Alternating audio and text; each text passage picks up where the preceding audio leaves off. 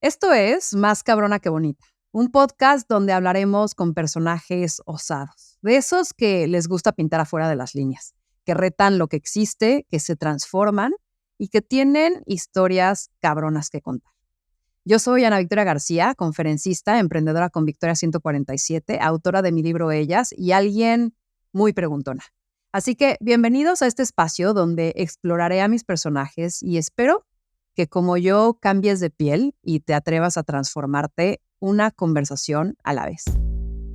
En el episodio de hoy tuve la gran oportunidad de platicar con Erika de la Vega y es que Erika es una mujer que contagia energía, que contagia buenondismo, que tiene una trayectoria en comunicación, en derribar muros, en infiltrarse y lograr lo que quiere, que es comunicar.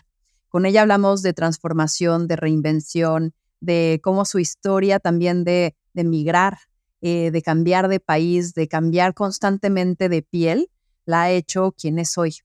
¿Y quién es Erika de la Vega? Erika es una presentadora, comediante y locutora venezolana que durante 20 años hizo radio, ha trabajado también en televisión, en programas como Latin American Idol y en canales como E! Entertainment. Es conferencista con su charla Cambio y Fuera, en la que comparte los aprendizajes que ha acumulado en estos últimos 5 años de conversaciones de su podcast que se llama En Defensa Propia, que tienen que escuchar. Y desde 2018 se adentró al mundo del teatro con su show Puras Cosas Maravillosas, en la que busca conectar con la gente desde emociones más profundas y a través de la improvisación. Así que los dejo con Erika de la Vega.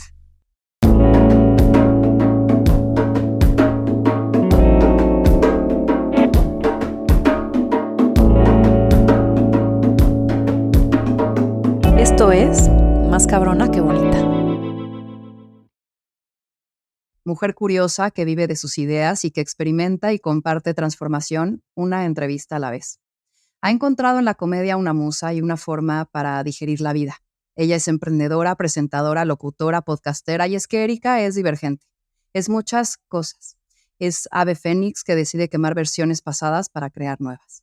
Y si bien no la define su profesión, ha sido a través de su trabajo que ha encontrado distintas formas de llegar a más personas, más mujeres, más momentos de cambio. Hoy tengo conmigo a Erika de la Vega. Erika, bienvenida. Ay, qué bella, Ana. Qué linda presentación, la verdad. Te lo agradezco mucho. Porque uno está siempre haciendo y estas pausas son maravillosas y las utilizo para reflexionar juntas. Creo que dos cabezas piensan mejor que una. Ay, me encanta. Gracias por darte el espacio y pues bienvenida Más cabrona que bonita. Vamos a empezar con las preguntas rápidas para entrar en calorcito. ¿Cómo ves? Va.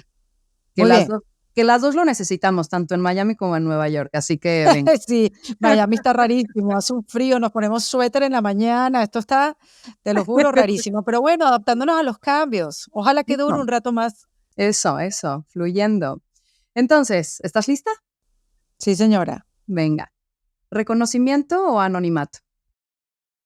Reconocimiento. ¿Crees en la suerte? Sí. ¿El poder más grande del ser humano? La conciencia. Si pudieras vivir una película, ¿cuál elegirías vivir? Almost Famous. Y ser fan e ir detrás de mi grupo favorito, que no tengo ojo, pero siempre me ha gustado esa película.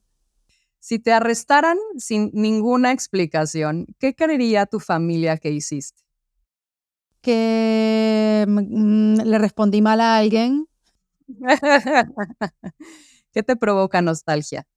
Mi país, Venezuela. ¿Qué es eso que el mundo extrañaría más si dejara de existir? La libertad. Ser mamá es... Una responsabilidad en mayúsculas, subrayado, en negrillas y con sombreado. ¿Qué te da miedo? Estar sola. Erika, nunca. Uf. No sé, Erika nunca le daría daño a alguien. La palabra que más usas, Universo. Es que Matías, mi hijo, siempre me dice que ya vengo yo con el universo. Quizás no es tanto, pero a él le molesta mucho. ¿Y el pensamiento que más te visita? Sigue, adelante. Si pudieras sentarte con quien quisieras, ¿quién sería y qué le preguntarías? Ay, tú sabes que esto me lo han preguntado antes y quizás es una respuesta que repito mucho, pero con mi abuela Elena mataría yo por tener una conversación con ella, aunque bueno, ya no está, hace 5 años ya se fue. Mm. Algo que hayas experimentado que nadie se podría perder de vivir. Je, Este, wow, eso está bueno. Un concierto de Beyoncé.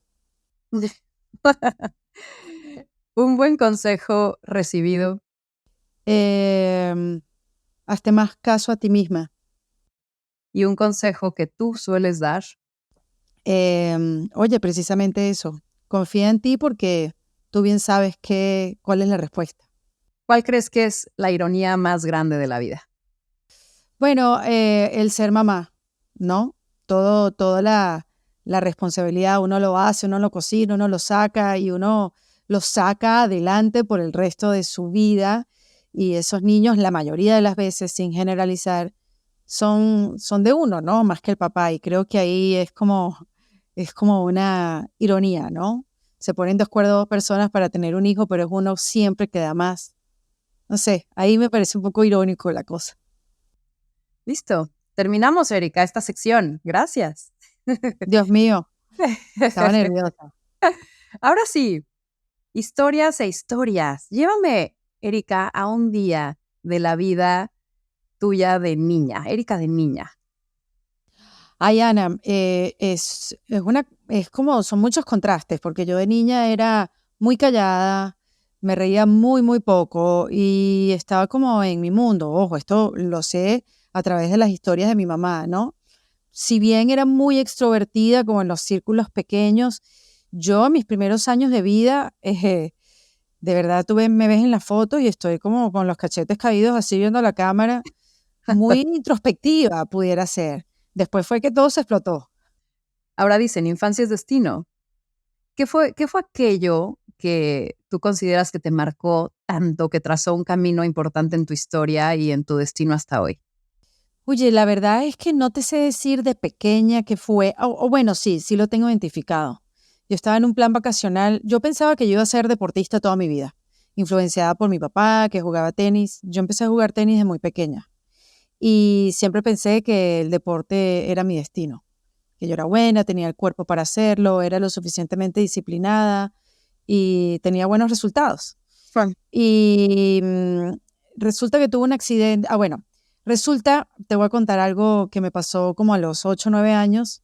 Fui a un campamento vacacional en Caracas, típicos que te dejan en una casa y que pasen la tarde ahí con diferentes actividades. Y tú tenías que elegir entre una y otra. Es decir, yo tenía que elegir entre cocina y dibujo, que ninguna de las dos era buena, pero dibujo, porque eso es lo que veía en mi casa, mi hermana y mi papá pintaban, entonces yo no veía a mi mamá cocinar y bueno, efectivamente fueron los pasos que yo seguí, nunca cociné.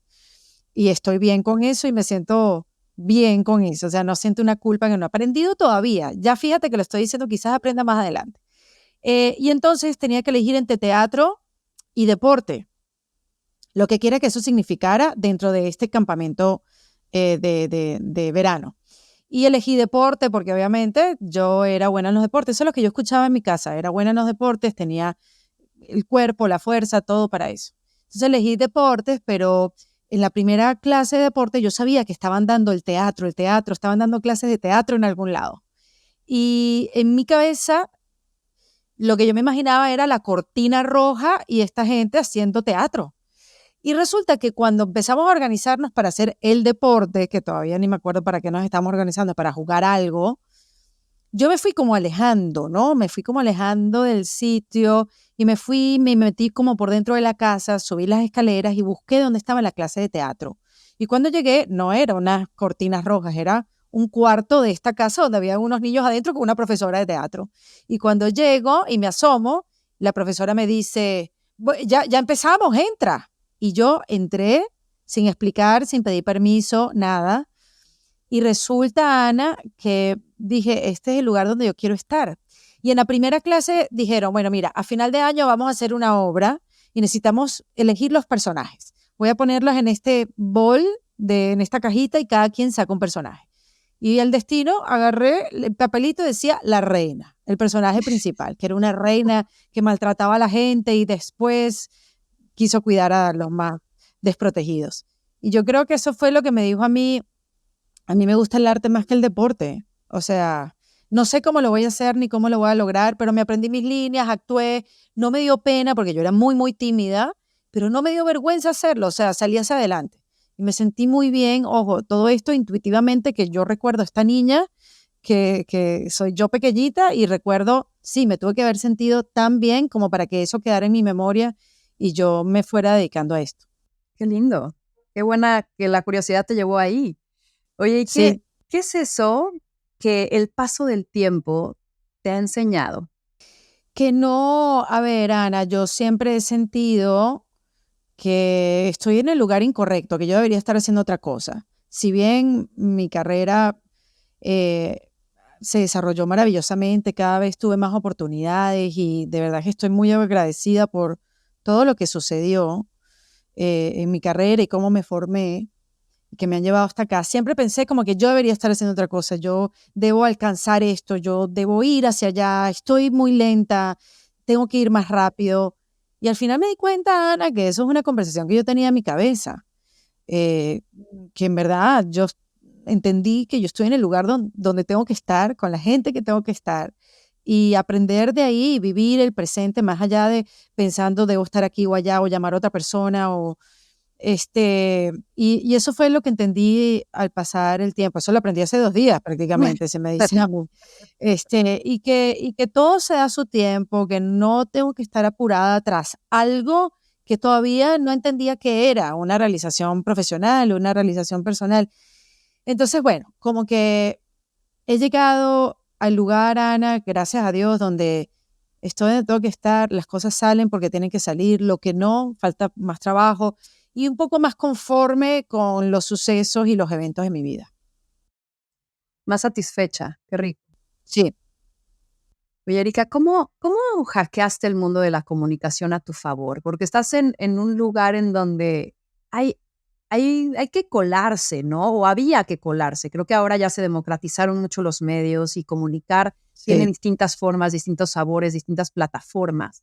Pero tú vienes de haber visto el pasado de la comunicación también, ¿no? En donde quizás era un mundo distinto y te has metido, te has inmiscuido, has hackeado el sistema. ¿Cómo has usado la comunicación a tu favor? ¿Cómo encuentras el formato, el sabor para que realmente digas, aquí es? Mira, Ana, yo he hackeado el sistema desde que empecé mi carrera. Yo lo hackeé a través de la radio. Acuérdate que yo soy de Venezuela. Y en Venezuela el culto a la belleza es, o sea, súper fuerte. Y para estar en la televisión, digamos, las Misses eran las que tenían el mayor acceso, porque el Miss Venezuela era esta gran vitrina de talento, Mm. donde pocas podían estar ahí. Pocas me refiero a que tenías que medir más de unos 70, ser un palillo y tener la disposición de pasar por las diferentes etapas de este concurso de belleza. Quiere decir, clases, operaciones, unos sacrificios ahí que quizás a los 18 años hay unas que lo tienen mucho más claro y están dispuestas y otras como yo no tanto, porque alguna vez fui a la Quinta Miss Venezuela, lo que pasa es que la altura no me daba, pero sí me sugirieron, mira, hay que arreglar esta nariz, esta barriga, esta cintura, estas cosas, ¿no? Que a mí me parecía, wow, qué loco. Pero bueno, así eran las reglas del juego. Y obviamente no participé, no pude, bueno, eh, por mi altura sobre todo, y porque las cosas se dieron así. Y entonces, ¿cómo yo llegaba a la televisión si no era Miss? Guau. Entonces la radio fue mi gran entrada al medio y así fue como lo hackeé, porque en la radio no te ves, en la radio no es como ahora que hay cámaras y todo lo demás, en la radio solamente era la voz, tu rapidez mental, inteligencia, suspicacia, carisma, exacto, la improvisación, la rapidez sobre todo, ¿no? Y así fue como lo hackeé Guau. y así llegué a la televisión, a los grandes canales, inclusive los de cable para toda la región, ¿no? y digamos que eso se transformó en un estilo de vida. O sea, no tenía como que las habilidades que necesitaban, pero me iba por otro lado y por la rendijita que dejaban abierta, por ahí me metía, con mucha disciplina y mucha insistencia, porque eso sí, no dejaba lugar para nadie. Oportunidad que saliera, por ahí me metía, esto es lo mío y por aquí me van a ver. Ahora, ¿cómo pasar a los medios digitales? Bueno, yo creo que yo aprendí que tenía que ponerme como que en el contexto correcto, Ana, porque sí he estado en contextos que no me ayudan ni han sido los correctos para mí, me he sentido muy, muy incómoda, ¿no? Y te puedo mencionar quizás la televisión hispana de los Estados Unidos, que fue un reto muy grande para mí, porque cuando yo llegué a Miami hace 11 años, tuve oportunidades hermosas, bellísimas, grandísimas, desde pequeñas hasta grandes en esta televisión, pero sí distintas a las que yo ya había hecho. Y sin embargo, eso no me detuvo, yo me lancé y me fui. Pero no sabía quién le estaba hablando. Esto es un público muy heterogéneo, muchas nacionalidades, muchas referencias y tratar de agradar y ser o parecer algo que yo no era, sí me hizo sentir en un lugar muy, muy incómodo. Entonces eso sí lo pude como que traté de adaptarme hasta cierto punto. Cuando empezó a ser ya muy doloroso, sí me fui. Y dije, bueno, yo creo que voy a hacer mis propios contenidos. Y me fui por el camino más largo. Yo siempre me he ido por el camino más largo, Ana. Y empecé a darle toda la fuerza al stand-up comedy en un momento donde tenía, o sea, los hombres llevaban, y lo siguen llevando, pero digamos ya hay más mujeres en la comedia femenina. Y me fui a hacer mis propios proyectos. Y vi que en el stand-up me fui desarrollando y el humor siempre ha sido una herramienta para mí muy importante y todo mi contenido ha sido a través del humor. Y después me di cuenta que el podcast sí era un contexto donde yo podía seguir desarrollando mi comunicación, Ana, porque es que yo, por más tímida que yo haya sido en mi vida, yo siento que mi necesidad de comunicar mi punto de vista es algo que va más allá de mí. O sea, yo tengo una amiga que me dice, tú has logrado cosas más allá de ti, porque creo que es una fuerza, es algo que es imparable, o sea, es como un río, una corriente de agua mucho más fuerte que mis propias debilidades o resistencias, confusiones, dudas, inseguridades. Creo que mi certeza consciente e inconsciente de salir a comunicar es mucho más fuerte que todo lo que me dice a mí que pare de hacer lo que estoy haciendo. Ahora mencionas, no sabía a quién le estaba hablando y me sentía incómoda o quizás porque tampoco eras dueña, entre comillas, del contenido que Ajá. compartías y ahora sí.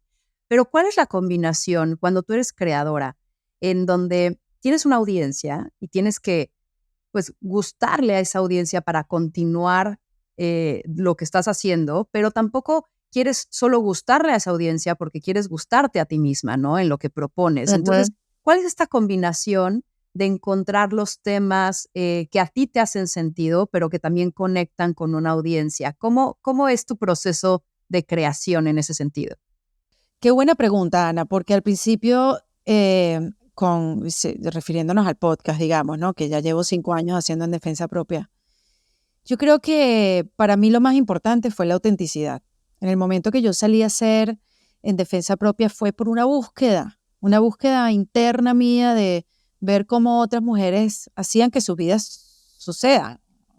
No sé si, no sé si dije bien el verbo, pero quería averiguar por qué yo estaba por qué con una carrera de 20 años que yo tenía estaba tan hundida, sin sentido, sin esperanza, sin ver el futuro, sin saber cuál era el próximo paso y por qué otras estaban felices y qué estaban viendo ellas que yo no.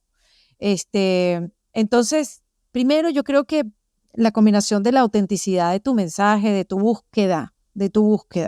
lo que quieres compartir, de las preguntas que te haces, tienen que venir para mí, tienen que venir de un lugar auténtico. Si mi contenido no viene de la autenticidad de lo que siento, o por lo menos un buen porcentaje sea de la autenticidad, pues se me hace incómodo.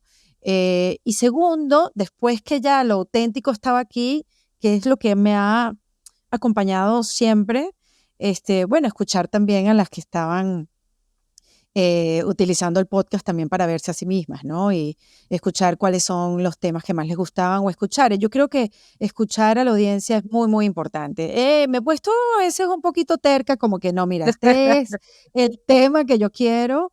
Eh, y sí, hay que defiendo un poco eso, como que esto es de lo que yo quiero hablar. Unos dan resultado, otros no.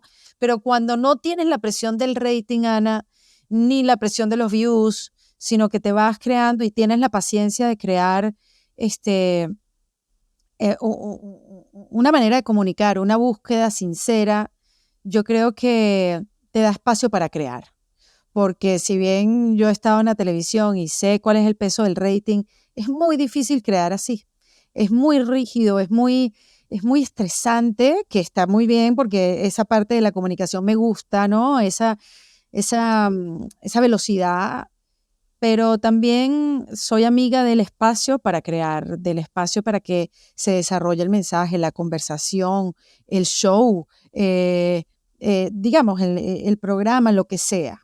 Tiene que haber espacio para crear. Entonces, bueno, como puedes ver, es una cantidad de ingredientes, un poquito aquí, un poquito de allá, que creo que uno, y esto tú lo trabajas mucho, Ana, con tus emprendedores y a todas las mujeres que tú ayudas, es escucharse mucho y crear desde un lugar donde no sea tan incómodo y tan sufrido y sí, tan estresante. Creo que tiene que haber un lugar donde haya comodidad, placer y muchas ganas de hablar de ese tema. Digamos, en esta etapa, de crear lo tuyo en lo digital, creo que es muy fácil abandonar, Ana.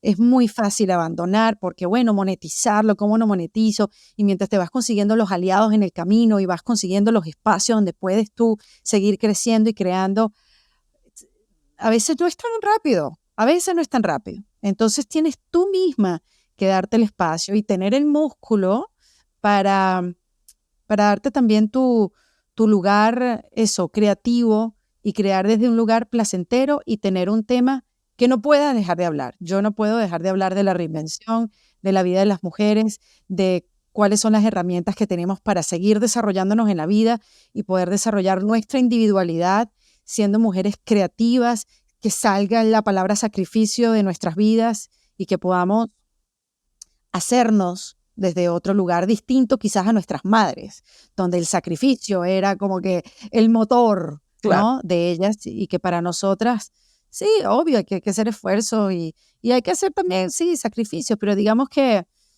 la podemos sacar y utilizar otras palabras, perdón, como el balance, el equilibrio, un poquito más aquí, un poquito más allá y buscar ese lugar donde podamos crear, ¿no? Y darnos aire. Y a ver, creo, bueno, te lo dije el día que me entrevistaste, lo haces increíble, ¿no? Y la verdad es que se ve tu preparación, se ve tus ganas, pues, se ve el camino que has trazado, ¿no? Y esta disciplina de la cual hablas. Y algo que ese día que hablábamos me llamó mucho la atención es el mundo de la comedia, ¿no? Que al final del día, pues es como un feedback inmediato, ¿no? Estar lanzando un chiste y a ver si alguien lo cacha, y si no, tienes que improvisar y no tomártelo personal y seguir adelante. Y entonces, cuéntame, ¿qué es lo más gratificante y lo más terrorífico que has vivido alrededor de hacer comedia? Bueno, lo más terrorífico es explicarme bien, ¿no?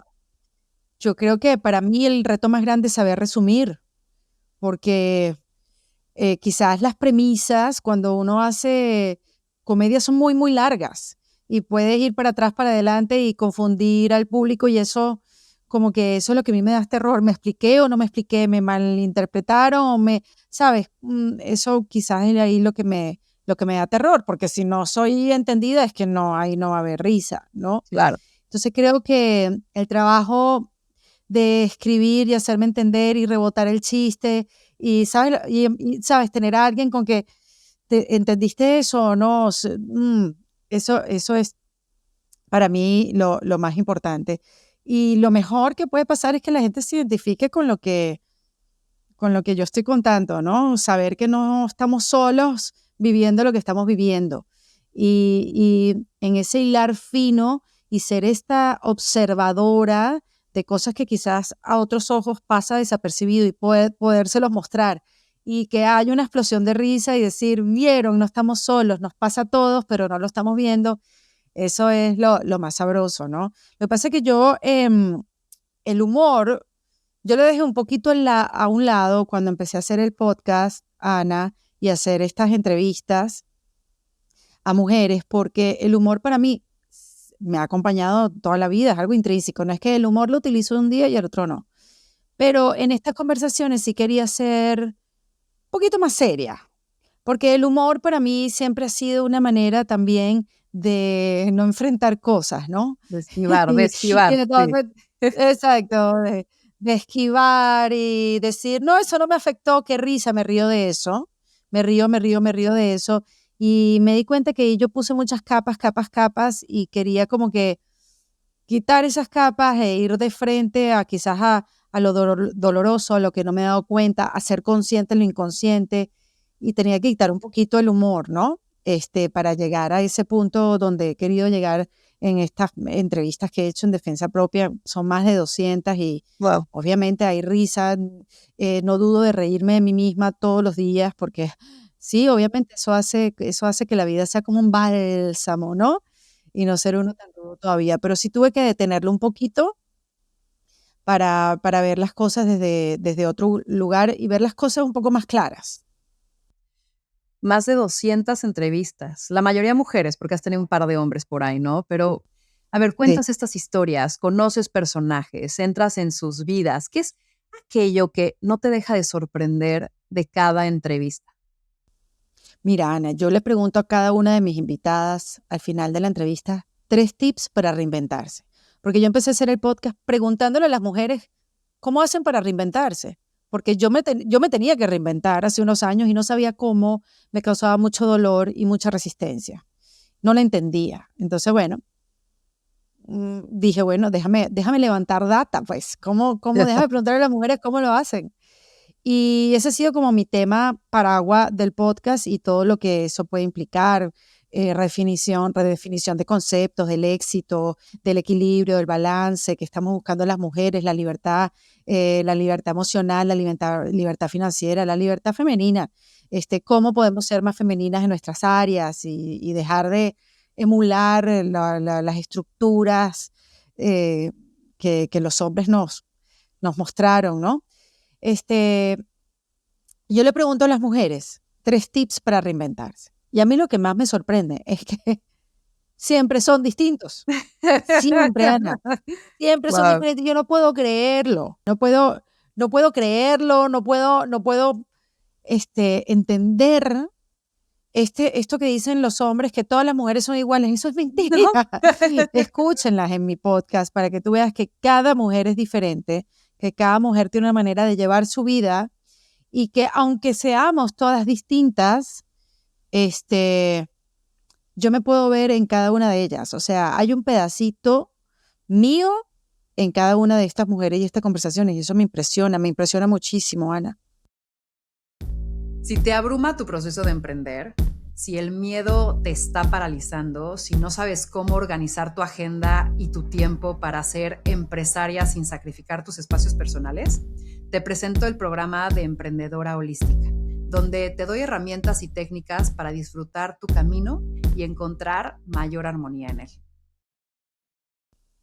Entonces, en esos 3 tips para reinventarse, Ana, todos son diferentes. O sea, hay más de 700 tips para reinventarse y todos son distintos. Quizás uno lo dice de una manera diferente, pero es increíble como cada mujer tiene su visión, lleva su vida, utiliza las herramientas a su favor, se conocen muy bien, saben lo que les funcionan. Entonces, claro, aprendo de ellas increíblemente, pero fíjate, a pesar de las diferencias, cada vez que yo converso con una mujer, yo me veo reflejada en la vida de ella. Así sea un pedacito de mi vida está reflejado ahí. Entonces, también siento, Ana, que todas somos distintas, pero me reconozco que estoy hecha del mismo material que la otra mujer. Y eso es lindo, poderse reconocer en otras mujeres, en su lucha o en su mensaje, en su visión, en su dolor, en sus ganas de hacer su vida, en sus ganas de tener éxito. No importa la edad, no importa la nacionalidad, no importa el oficio. Entonces me gusta tener esta sensación que estoy unida a cada una de ellas, que no somos diferentes, que no estamos todas luchando por una individualidad, sino pensar que si yo avanzo aquí, otras están avanzando, si yo impulso aquí, otras están impulsando. Y, y me gusta pensar que, no sé, somos parte todas no sé, de un mismo lugar, que partimos todas de un mismo lugar. Ahora, ¿qué haces con tanta información, Erika? Porque tienes historias, inspiración, anécdotas, tips, y de pronto siento que en esta era en donde tenemos tanto, nos cuesta ordenarlo, ¿no? Y de pronto queremos irnos así por todo y no nos da tiempo de digerirlo. Entonces, ¿tú cómo vas como aprendiendo y qué sí tomas, qué pospones, qué sueltas? Es difícil, Ana, la verdad. De hecho, estoy tratando de terminar un libro donde no sé cómo ponerlo importante, porque además todo me parece importante. Y sí, todo pasa muy rápido y es muy difícil, keep it up, como quien dice, ¿no? Pero, no sé, hay cosas que te resuenan o no, en momentos de tu vida o no, y es ahí donde me agarro. He aplicado muchas cosas en mi vida de lo que he aprendido, he conversado fuera de micrófonos con otras mujeres para entender bien qué es lo que hacen o de repente su herramienta es la que necesito en ese momento de mi vida. Y entonces me gusta pensar que resueno y voy por esa información, la aplico en mi vida, como que está dentro de mi vida y la suelto y voy a lo próximo, porque es que si no la suelto es imposible, o sea, y es difícil, pero digamos que lo que me resuena es importante, trato de aplicarlo en mi vida, porque lo más difícil, Ana, es que hay mucha teoría, muchísima teoría. Lo difícil es la práctica. Y son esos eventos inesperados de la vida lo que te hacen poner en práctica lo aprendido. Y ahí es donde dices, bueno, ok, sí, esto, esto lo aprendí o no, o me falta trabajar esto aquí o no. Pero sí, definitivamente es difícil. Y fíjate que hay conversaciones que sé que no son para mí, sino es para quien lo está escuchando. Y así vamos, ¿no? Así vamos. Das voz a mujeres. ¿Quién te ha dado voz a ti? Mm, Qué bonito. No, fíjate que a mí también me han dado voz mujeres y hombres. Yo creo que yo también me he buscado tener voz. No me he quedado tampoco esperando a que me la den. Yo he buscado los lugares eh, para, para tener escape para poder decir, hablar. Yo escribo, yo hago obra de teatro, hago stand-up. O sea, como te digo, el agua siempre busca por dónde salir y yo creo que yo he buscado esos lugares para tener voz. No porque, no desde el lugar, Ana, de yo tengo algo importante que decir, sino yo necesito hablar. Necesito hablar y necesito comunicar y también siento que hay mujeres también que necesitan eh, que se distribuya su mensaje y su voz. Y si yo puedo ser la plataforma para que eso suceda, pues la doy y la entrego. Porque sí me parece importante que todo esto que yo he construido se democratice y esta sea una plataforma que ayude a que mujeres se den a conocer o su mensaje se dé a conocer o su plataforma se dé a conocer, porque que al final va a servir a otras mujeres. Y si yo puedo ser un canal para para que se distribuya esa información, pues, o sea, estoy para eso, estoy para eso. Oye, los puntos cuando los ves para atrás hacen sentido, cuando los ves para adelante no están tan claros. Eso, sí. ¿Qué suceso de pronto, qué no, qué barrera a nivel anécdota, cuéntanos, que haya de pronto parecido algo como: "Eso no va a suceder", o no hace sentido, y hoy que ves para atrás dices: "Uy, qué obvio", ¿no? ¿Y cómo le diste quizás esa vuelta? Cuéntanos alguna anécdota que te venga así a la cabeza. Bueno, creo que la más grande, definitiva y el mejor ejemplo es el haber emigrado, ¿no? Yo emigré por unas razones de buscar oportunidades que ya en mi país no se estaban dando, en los medios, por supuesto. Estaba buscando libertad de expresión y quizás calidad de vida, ¿no? Y haber emigrado por muy doloroso que fue los primeros años, fue lo mejor que pude hacer. Entonces tú dices, hilo hacia atrás y digo, lo mejor que me pasó, porque pensé que venía yo tenía un late show en ese momento cuando emigré y pensé que venía a hacer mi late show y a darle como que una nueva oportunidad, un nuevo aire, internacionalizarnos. Y la verdad que en vez de conseguir que, que mi mensaje o mi proyecto se internacionalizara y lo viera mucha gente, lo que hizo el proceso migratorio en mi vida fue verme yo misma, no validarme por lo profesional, empezar a preguntarme cosas, ¿no? Como quién soy realmente si no estoy haciendo lo que hago, yo que me he validado toda mi vida por mi oficio, ¿qué pasa si no hago mi oficio? ¿Quién soy realmente? Y entonces emigrar me llevó a mí. Y yo nunca lo sospeché, Ana, jamás me lo puedo imaginar. Y realmente si eso no hubiera sucedido, nada de esto tuviera sentido, no estuviéramos tú y yo conversando en este momento. Entonces yo creo que esa es como que la gran lección. Lo veo hacia atrás y digo, esto me tuvo que haber pasado. Y uno dice, bueno, yo no hubiera querido pasar por dejar mi país, por sentir que todo lo que yo hice profesionalmente se haya transformado en humo, dejar de hacer radio, que era mi vida, jamás lo hubiera yo elegido. Pero digamos que apagar la radio fue prender la radio interna. Y eso me ayudó, Ana, eso de verme a mí misma, me ayudó a que comunicar no fuera el propósito de entretener a la gente, sino que hoy en día tuviera otro significado y quizás ese propósito se fue construyendo a lo largo de los años con este podcast y, y tener como un segundo aire, un propósito quizás hasta más grande y jamás lo hubiera visto. Jamás, jamás, jamás en mi vida lo hubiera visto y si me hubieran dicho, mira que esto te va a pasar y esto te va a doler, yo hubiera dicho, no, mejor me quedo donde estoy. Otro punto también de reinvención, supongo, porque lo estoy viviendo, ¿no? Que es así, 180 grados, es convertirte en mamá. ¿Qué fue aquello, hablando de reinvenciones, qué fue aquello que más se rompió para ti, para no volverse a juntar cuando te convertiste en mamá? Wow, yo siento que yo sí dejé mucho atrás, o sea, me tuve que poner rigurosa con los horarios. Yo era feliz en mi desorganización, ¿no? Y después me di cuenta que había un niño que dependía de mí, de mi organización y de mi tiempo.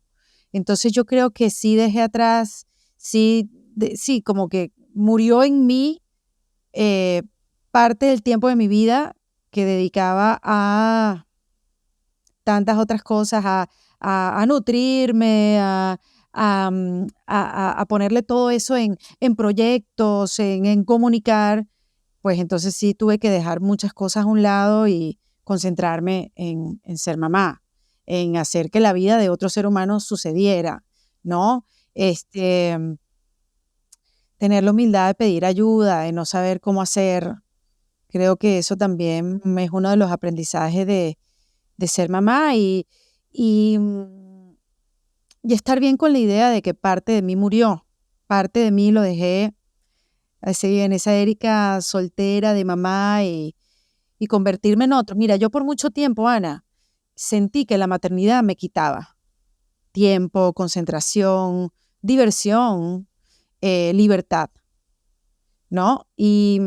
Por muchos años de mi vida era como algo silencioso que estaba dentro de mí. A mí me exige mucho la maternidad, me exige mucho en mi manera de ser. Quizás siempre, como bien dijiste al principio de la conversación, vivo de mis ideas y tener parte de mi cerebro, ay, como Sí, que enfocada en llevar la vida de Matías, no se me hacía cómodo, pero tenía que hacerlo porque no había más nadie que lo hiciera, ¿no? Eso era como mi pensamiento. Si no lo hago yo, no hay más nadie. Ojo, aunque hubo muchas mujeres y han habido muchas mujeres y siguen habiendo muchas mujeres que me ayudan a criarlo.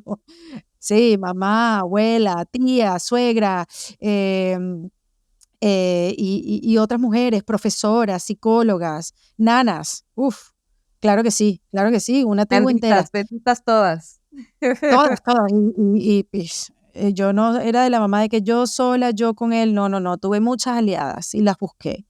Este, Sin embargo, Ana, pude reconciliarme con eso de que la maternidad me quitaba.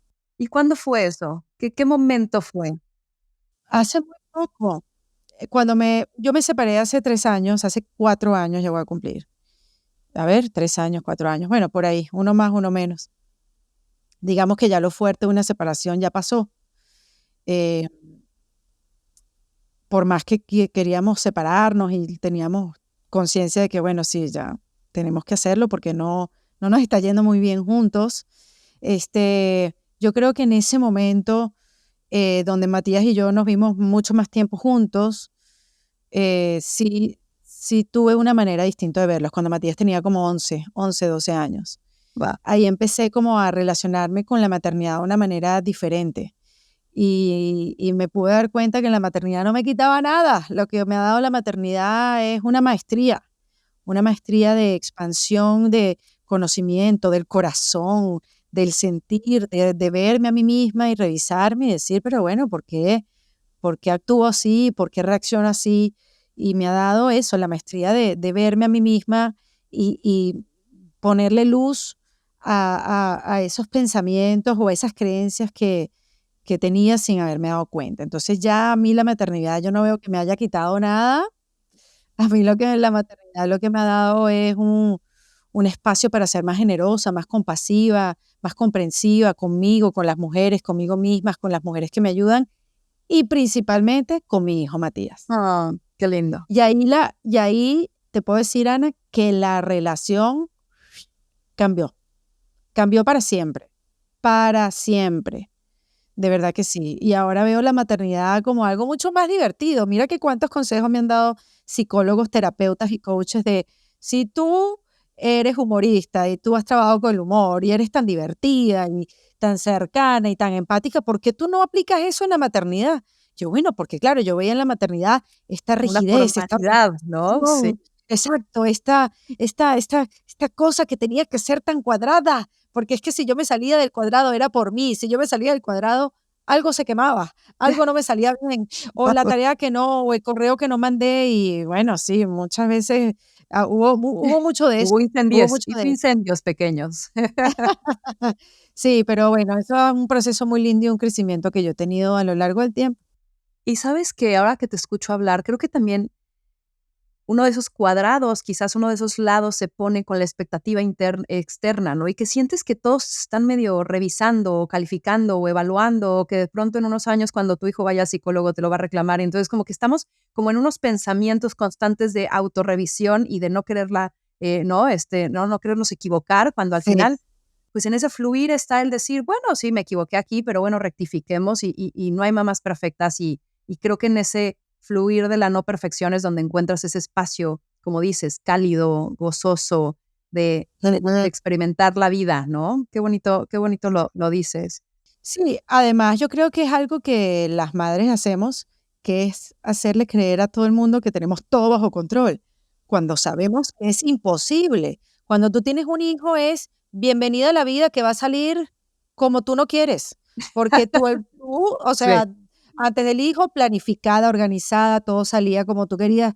Tienes un hijo y ya de por sí tú quieres parir natural y el niño es cesárea porque así tenía que ser. Ya desde que, bueno, no todos los casos son así, pero digamos, ya de que nace, todo comienza a salir como tú no lo planeaste. Y yo creo que hay que hacer mucha paz con eso y además de mostrarlo y hablar con eso. Ana, desde que me hice mamá, siempre fui una defensora de decir realmente las cosas que no salían bien. Sin embargo, siempre había una manera de decir, igualito lo tengo todo bajo control. Y es mentira, es mentira, es mentira. Tú no tienes nada bajo control. Y eso también te lo dicta mucho el hijo, porque bueno, también, o sea, el niño sale con su personalidad, no sale como tú quieres que sea. Imagínate. Sí, es un trabajo increíble. Oye, y No sé si te pasó, a mí algo que estoy experimentando es que nunca he sentido tantos miedos como ahora. O sea, siento que el miedo se exponencia porque futureas muchas cosas y estás como con la alerta de protección constantemente. ¿Cómo atraviesa Erika el miedo? No nada más quizás en estos momentos de maternidad que los detonan, sino también en la vida. ¿Cómo atraviesas el miedo cuando se presenta? Yo le hago mucho, a ver, yo los trato de ver, Ana, los trato de ver y los reviso. Reviso el pensamiento, reviso qué estoy pensando sobre esto. Soy como muy analítica en ese sentido. Y te puedo decir que eh, la mayoría de las veces el miedo no me detiene, le hago frente. Le hago frente, lo veo, qué está pasando, esto es verdad o no verdad. eh, y cómo lo desmecho, lo desmenuzo para ver, para que no me detenga. Yo, yo sí, al contrario, o sea, si tengo miedo, tengo más curiosidad. ¿Por qué esto me da miedo? Y voy y lo busco y lo veo como un reto y tal. Que creo que los miedos de la maternidad quizás son distintos a los miedos de la vida como mujer. ¿Qué pasa así? ¿Qué pasa así? Pero el otro día escuché que uno envejece más rápido si tienes todos tus pensamientos en el futuro. Y la verdad que yo no quiero envejecer tan rápido. Y prefiero analizarme. Sí, Pongámonos crema total. anti-aging Verlos de en los frente. Yo veo pensamientos. los Me miedos de encanta. frente, Ana. Los veo de frente porque me da mucha frustración que me paralicen. Mucha frustración. Y prefiero tener miedo que estar frustrada. Me encanta. Para ya cerrar, si tuvieras un megáfono, Erika, ¿qué le gritarías al mundo? ¡Libérense! Yo creo que sí, ese es como mi mensaje. Mira, Ana, yo he aprendido que la persona que más límites se pone en el mundo y que puede actuar como tu peor enemiga es uno mismo. Y yo creo que uno tiene que voltearse y darse cuenta que es uno el que pone el propio límite. Y no es esta positividad tóxica que tú eres tu propio límite. No, no, no, no. O sea, escúchate, mira tus acciones, la autoobservación es para mí algo importante, la evaluación continua, la autoevaluación continua, para darte cuenta que tus pensamientos no son verdad, que tus creencias son los que te limitan y que uno tiene que empezar a cuestionarse todo lo que tiene en la cabeza y decir, esto es verdad, hacia dónde quiero ir, porque a veces también la comodidad nos limita. Entonces yo lo que quiero con mi podcast, lo que quiero con mi comunicación, es que nos demos cuenta que somos a veces las peores, que nos ponemos estos límites que no nos dejan ser libres emocionalmente, que no nos dejan ser libres como individuos y poder tomar decisiones desde un lugar de libertad y no del deber ser. Entonces creo que mi mensaje es ese: libérense. Y eso lo haces con la autoindagación y la autoobservación. Erika, ¿dónde te encontramos? Qué bella. Bueno, tengo una página web que es ericadelavega.com. Ahí tengo la información de mi podcast, de los eventos que hago, de mis presentaciones de obras de teatro, de los eventos que me invitan. Entonces yo creo que ahí es el lugar para vernos. Y en el Instagram, que ahí es la invitación siempre a todo mi material y sobre todo en defensa propia. Entonces, @ericadlb oficial es mi Instagram. Y si quieren ver el podcast con más de conversaciones con más de 200 mujeres para ver cómo es que se reinventa uno, o por lo menos para comenzar a hacerlo o continuar con la reinvención, búsquenme como en defensa propia. Y mira, creo que será redundante mi mensaje, pero la realidad es que uno, te disfruté mucho hoy, te disfruté mucho también en ese encuentro en Miami y te disfruto cada vez que te escucho. Gracias por compartirte, gracias por esta voz generosa, fluida, gozosa, ligera, ¿no? Que hace que todas estas entrevistas, esos espacios, además de que aprendas, lo aprendas de una manera rica, ¿no? No dura, no ardua. Entonces, gracias por eso, gracias por este espacio. Me encantó tenerte, Erika, y pues esto fue más cabrona que bonita. Qué bella, Ana. Gracias por la invitación. Me encantó estar contigo y también te abrazo mucho por todo el trabajo que haces con las mujeres, que Sí. también haces un poco lo mismo, ¿no? Que todas busquemos nuestro poder interno y eso es una misión increíble. Mientras más poder interno nosotras lo podamos ver a través de ti, más lo tienes tú y creo que es algo que nos alimentamos todas. Así que larga vida para este podcast y para Victoria 147. Muchas, muchas, muchas gracias, Erika. Si estás disfrutando de este episodio, dale like a este video y suscríbete al canal de YouTube para que no te pierdas los nuevos episodios.